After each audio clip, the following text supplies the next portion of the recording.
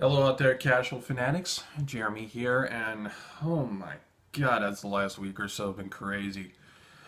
I thought I'd catch up with you on a shadow vlog. Again, I apologize for there not being a big video this week. I have been a very busy man with other things. Busier than a one-legged man in a butt-kicking contest, as the saying goes. And there's been a lot of stuff going on in my real life I've been having to contend with. Of course, you know about the car accident and the other issue. Those are soon to be resolved. So, those will be able to be taken care of. I also have one other thing that I've been having to deal with.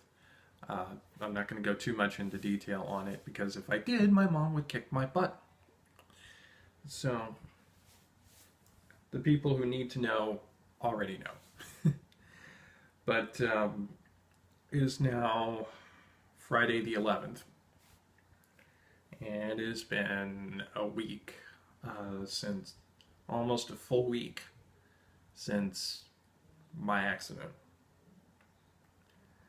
And it's been a long week. I've been running around all over the place doing various different things that I've needed to do in order to get things taken care of. I haven't even really had time, well, none of us in my family have had time to relax. And I haven't had the time or the will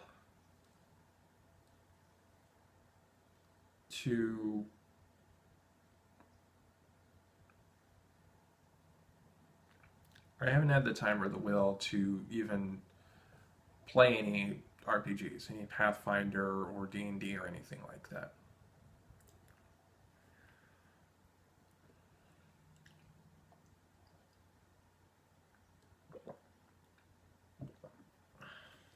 And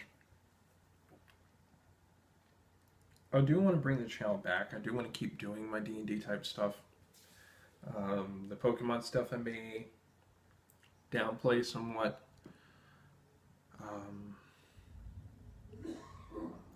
Because, I mean, I don't play Pokemon all that much except for going through the storylines. But, one thing that's kind of been giving me something to distract me during this time. I do have a Nintendo 3DS, as many of you who have followed me from the podcast days, from the beginnings, know. And rather foolishly, I did make a purchase.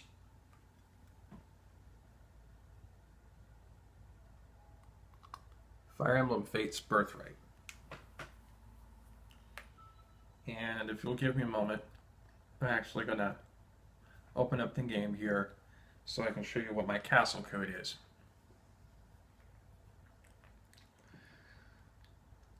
I purchased this because, I mean, I was interested in the game anyway, especially after having played and enjoyed Awakening.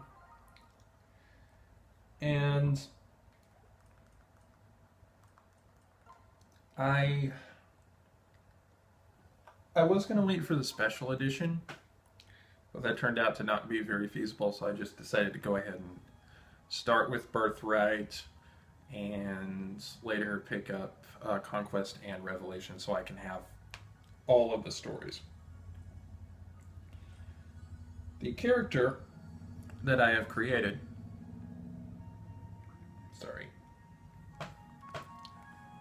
is that girl right there. Her name is Arenia. She's named after my main Pathfinder character. And if you'd like, you can pause the screen, take down that castle code. Feel free to come and visit me. Of course, you noticed, as per the channel name, I am playing on casual mode, though I am not playing on casual mode because I don't have capture card. But yeah, I am playing on the difficulty known as casual. Why? I get an attachment to the characters and I don't really want to see them go, so you know, it's partially based on my own gaming skill and partially based on the fact that I really don't want any of these people to die. Okay? I have an emotional attachment to them, which I know, it seems paradoxical. You'd think, you know, play on normal mode where they can possibly, you know, be gone for good if you have such an emotional attachment for them. That way you have a motivation to keep them alive. I play my own way. I have said from the day one, I am not hardcore. I will never be hardcore. I don't want to be hardcore. Why? Because it's not much fun. It's not much fun to be raging out over things. I don't like being angry.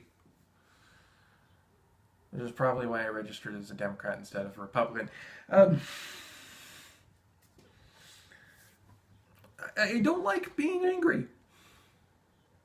So I like to play games a little bit more download. You know, I don't like doing PvP type stuff.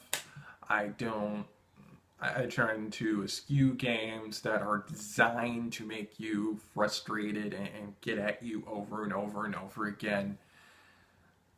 Much has been made about my hatred of the Dark Souls series, for good or for ill, whether you agree with me or you don't. And that's honestly why I don't watch a lot of wrestling anymore these days, because again, I don't like being made angry. To turn a phrase from the 1970s Hulk TV series, don't make me angry. I don't like me when I'm angry. Yes, I know that's not how it originally goes. I did say I was turning the phrase. But, yeah, anyway, Fire Emblem Fates, Birthright at least, I have been having quite a bit of fun with. I do plan on getting Conquests and Revelations at a later moment. If I can afford it, I may also get all of the DLC as well. Much as I did for Awakening, where I got every piece of DLC except for Apotheosis, because I am not that crazy. And actually, I do want to get into the reason why I decided to go with Birthright as opposed to Conquest. I was watching through Tom Fox play through the first several parts. And Tom Fox is actually the reason why I decided to go ahead and buy Fates, because I was watching his playthrough over this past week and enjoying it. And so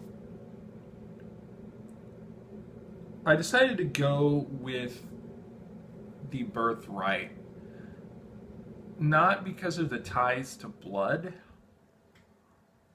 but because with my sensibilities, being part of a nation that tends to prefer peace over conquest really kind of goes along with how I feel.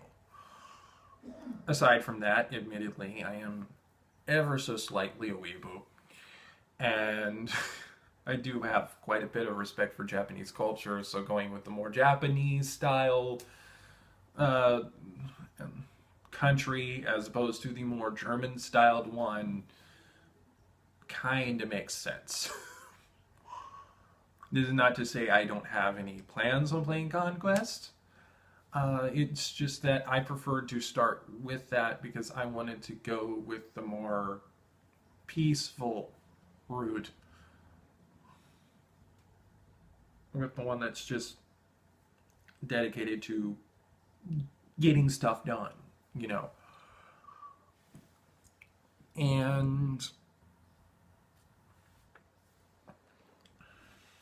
Yeah, that's why I decided to go with Birthright first. Again, as of today, actually, Revelations is out, and once I have the capability to purchase more games, I may get the Revelation. I will definitely get the Revelations and possibly also the Conquest. Um, Obviously, my priorities first are getting a new vehicle and getting my other situation taken care of, and also trying to get back into some sense of normalcy. The loss of my car, especially, and my other thing that I've been running around, you know, experiencing this past week, did shake up my routine drastically. And admittedly, I have trouble with that. Whenever something goes out of the ordinary, something that I can't predict or handle, that fucks up all the things, really, I have difficulty handling that sometimes. I've gotten better at it over the years. I've gotten to the point where if I have suitable warning of it, it doesn't hurt me as bad. Uh, Part of the reason why I've left previous jobs in the past, because of things changing too rapidly with no indication and changing in detrimental ways. But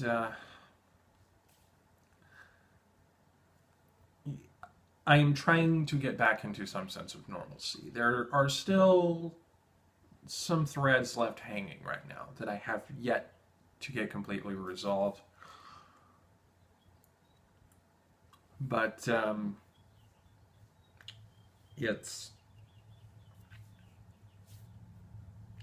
trying to kind of heal, for lack of a better phrase. I've also, I don't think it's necessarily tied into the crash, but I have been having some issues with my back over the last week. I really think that's more akin to, I really think that's more related to the fact that I have been sitting a lot in the last 2 weeks, and not exactly in very comfortable seating either. Uh, be it in the passenger side of my dad's van that we've had to borrow, or in other places. Again, not relaxing sitting, just sitting. I haven't had much chance to relax. And so I already have been on an over-the-counter pain management regimen with ibuprofen and acetaminophen, just from issues with my neck from over the years.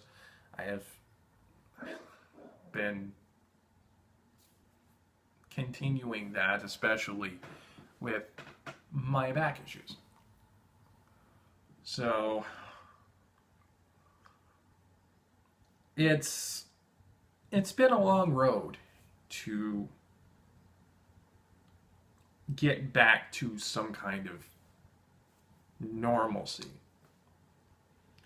And things still aren't quite there yet. But my first steps to it begin today. Because I am going back to work. I am going to go back to try and put in a full day's work. I'm going to try and lock my mind into that. Because my workplace has been great. My supervisors have been great. I thank them very much for working with me on this. At this point, I have definitely been away too long. I have been so busy doing everything else, necessary stuff, but everything else that just feels like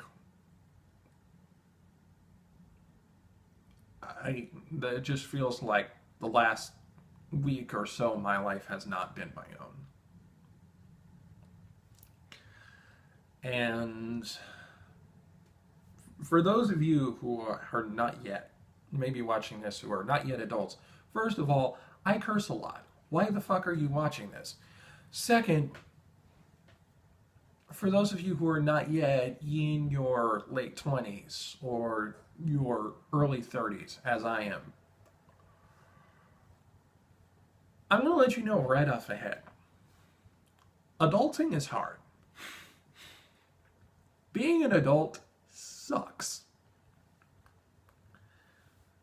Especially for some of us who have issues with expectations put upon them,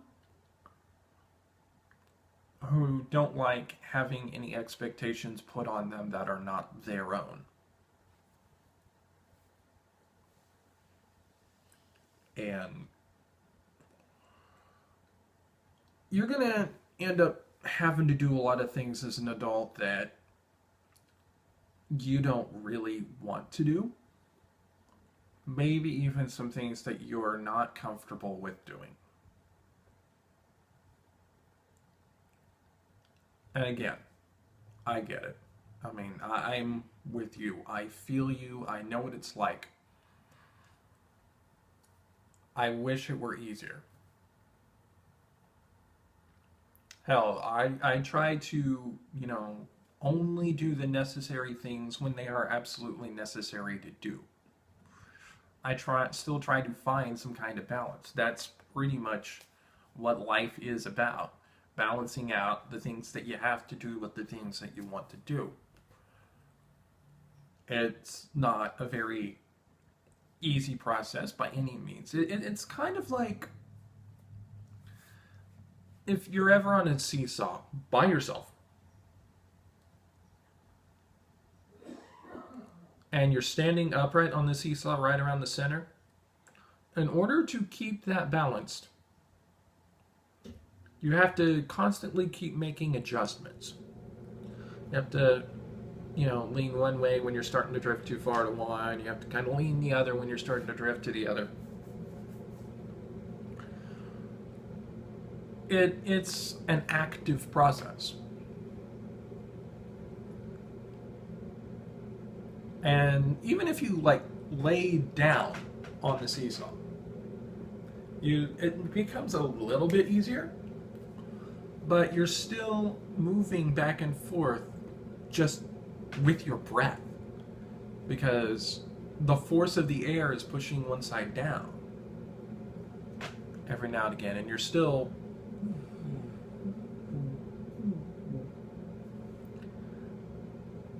your life, much like that seesaw, is constantly in flux from one side to the other. That's what being an adult is. That's what living an adult life is. And the only thing I can tell you that might help you do this better is that,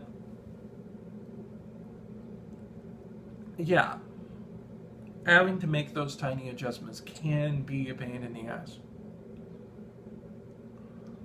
Believe me, no one knows that better than me, because again, I have trouble with that. I will readily admit that. I have had issues with that over the years, and I still do to this day. Whenever things go wildly sideways, I break down. And I often act in ways that probably are not the best way to act for that situation. Just know that you don't have to go through it alone. Even if, say, you're in a position where you're estranged with your family, there's still more than likely going to be someone out there who will step up and say, you know what, I'll be your family. You're going to have friends who will stick by you at that time, who will help you try and keep things level. You're not always going to keep things level.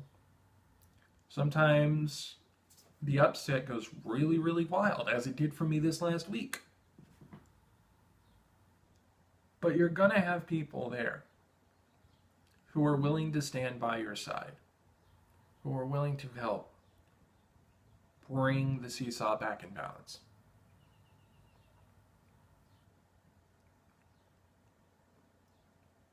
There are people who care about you. Even when you are the most angry person you can possibly be, even when you are so filled with hurt and anger over the situations in your life, there are always going to be people who are going to say, keep going. I believe in you. I've had many people from my various different friends who have been encouraging me, who have been helping me try to find the best points in my life, who have been trying to give me so much guidance and so much strength. And if it weren't for them, I don't think I'd have made it out of this week.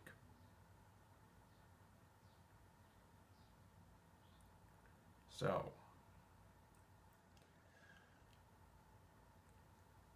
I have those kind of people in my life, and I don't want you to think that I'm gloating about that, because I believe you've got some of those people in your life too. They may not be the easiest to find sometimes. Sometimes they might be, having to balance their own seesaws. But they'll be there. They'll be there when you need them. They'll be there whenever they can.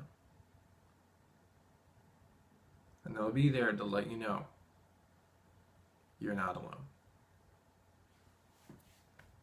Keep it casual, y'all.